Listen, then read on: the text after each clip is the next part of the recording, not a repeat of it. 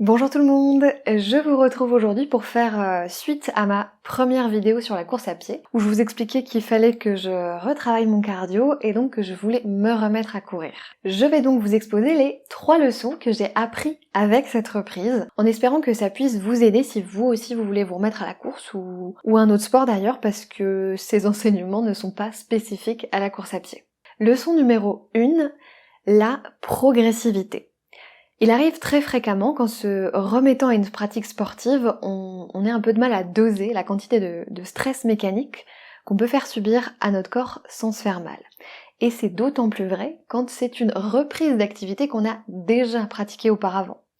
On s'imagine qu'on peut repartir au même niveau qu'on avait avant, ou en tout cas un niveau proche. Mais malheureusement, non. On n'est pas dans un jeu vidéo avec une sauvegarde de fin de partie où il suffit de cliquer dessus pour retourner où on s'est arrêté. Vous allez devoir reprendre progressivement et d'autant plus si vous n'avez pas pratiqué d'activité physique pendant une longue période.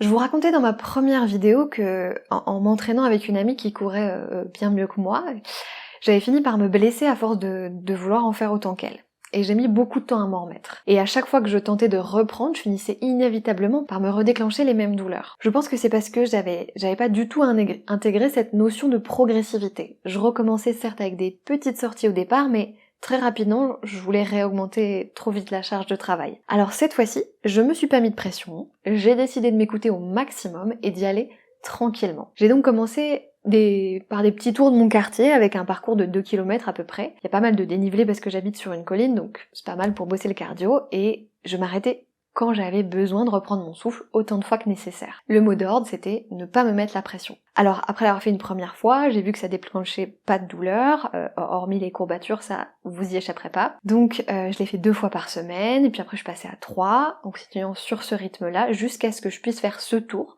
sans avoir besoin de faire de pause. Et à partir de là, j'ai continué à faire ce tour 1 à 2 fois par semaine, et puis j'ai augmenté la troisième sortie avec un tour un peu plus grand, de 3 km, et progressivement, comme ça, j'ai augmenté, avec toujours en tête que je peux faire des pauses en marchant si j'en ressens le besoin, que si je sens la moindre douleur, je m'arrête quelques jours et je repars sur un parcours plus petit. Et bonne nouvelle, j'ai eu aucun souci avec ma reprise cette fois-ci, et ça fait maintenant 5 mois que je cours et que je cours avec beaucoup de plaisir. Ce qui nous amène à la leçon numéro 2, arrêtez de vous comparer aux autres. Depuis qu'on est tout petit, les modes de fonctionnement de notre société nous poussent à être en compétition. On nous compare à la moyenne, on nous note sur nos performances, et c'est implémenté en nous, hein. On n'y peut rien, on se sent compétent que si on fait mieux ou au moins aussi bien que les autres. Mais j'ai une mauvaise nouvelle à vous apprendre, la nature est injuste et nous ne sommes pas tous physiquement égaux face à l'effort. Alors oui, l'entraînement peut nous permettre de nous améliorer, mais jusqu'à un certain seuil. À un moment donné, la génétique devient un déterminant et limite parfois nos possibilités physiques. À entraînement égal, je sais que je ne pourrai jamais faire les mêmes performances en course à pied que mon conjoint. Et d'ailleurs, même en m'entraînant plus que lui d'ailleurs, j'y arrive pas. J'ai mis beaucoup de temps à l'accepter.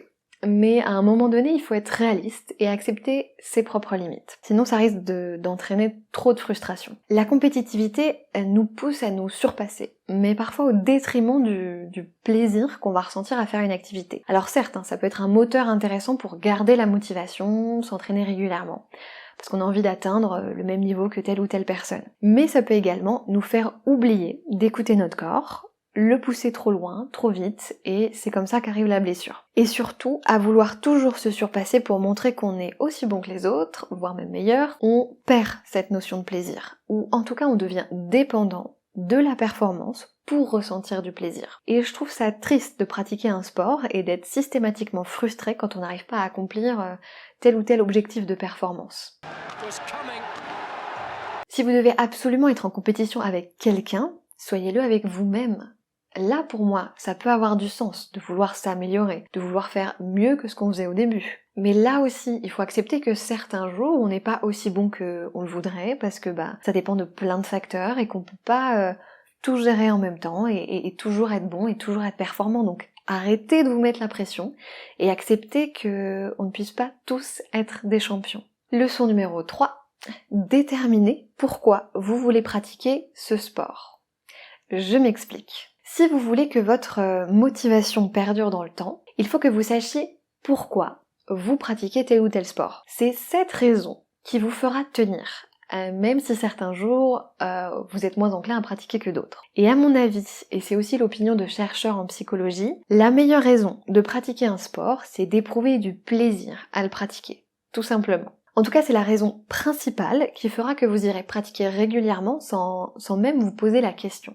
Donc, dans la mesure du possible, cherchez une pratique sportive dans laquelle vous vous sentez bien. Ça veut pas nécessairement dire que ça doit être facile, parce qu'on peut éprouver beaucoup de plaisir dans la difficulté et le challenge, mais ça veut dire que quand vous repensez à la séance que vous avez fait, d'abord vous êtes content de l'avoir fait, vous avez envie de recommencer, ou alors vous vous rendez compte que la séance, finalement le temps passe très vite quand vous pratiquez cette activité. Enfin, il y a plein d'autres marqueurs qui sont propres à chacun, mais qui montrent que finalement c'était plaisant de faire cette activité. Après, on est bien d'accord que parfois, au début de certaines activités sportives, c'est un peu compliqué d'éprouver tout de suite du plaisir. On est plutôt sur une lutte perpétuelle, l'impression que c'est super difficile, enfin en tout cas si je me réfère à ma propre expérience sur la course à pied. Quand j'ai débuté, j'éprouvais aucun plaisir, si ce n'est la satisfaction que la séance se termine enfin. Et dans ce cas-là, il faut trouver un autre facteur qui nous pousse à faire cette activité. Et c'est important de bien l'identifier, car du coup, ça va être notre seule source de motivation pendant un petit moment. Et si ce facteur, c'est une contrainte extérieure, c'est-à-dire une pression sociale, par exemple, qui vous fait vous sentir obligé d'aller pratiquer, alors là, la motivation va rapidement se perdre, et c'est à peu près sûr que vous continuerez pas très longtemps. Rappelez-vous certains trimestres de sport au collège, quand on se retrouvait avec, je sais pas moi,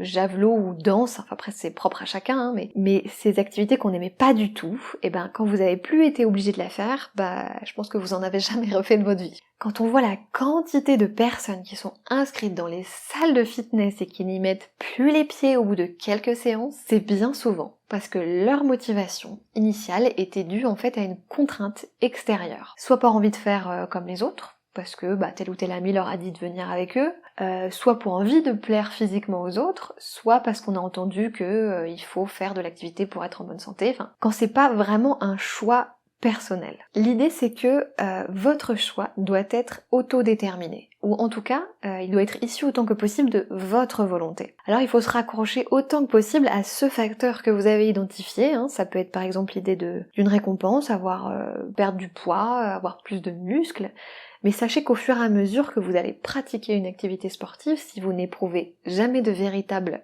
plaisir à l'idée de la pratiquer, votre motivation finira inévitablement par s'arrêter. Alors si je dois résumer mes 3 conseils du jour, 1. Pour ne pas se blesser, la clé c'est la progressivité, car l'immense majorité des blessures arrivent à cause du surentraînement. Donc 2.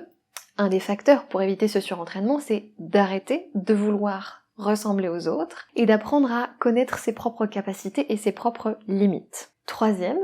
Pour que la motivation perdure dans le temps, essayez autant que possible de choisir une activité dans laquelle vous prenez du plaisir, et si ça n'est pas forcément le cas au début, trouvez-vous une véritable bonne raison à laquelle vous raccrochez. Sinon, ça risque de pas durer très longtemps. Voilà, c'était mon petit retour d'expérience, qui ne se base d'ailleurs pas uniquement sur la course à pied, mais bien sur les dizaines de sports que j'ai pratiqués dans ma vie. J'espère que ça en aidera certains d'entre vous à observer leur pratique sportive peut-être sous un prisme un peu différent. Si vous voulez partager des anecdotes issues de vos propres expériences, n'hésitez pas à me les mettre en commentaire, ou partager cette vidéo avec vos amis sportifs pour voir s'ils sont d'accord avec moi ou pas d'ailleurs. Je vous dis à très bientôt, et d'ici là, prenez soin de vous.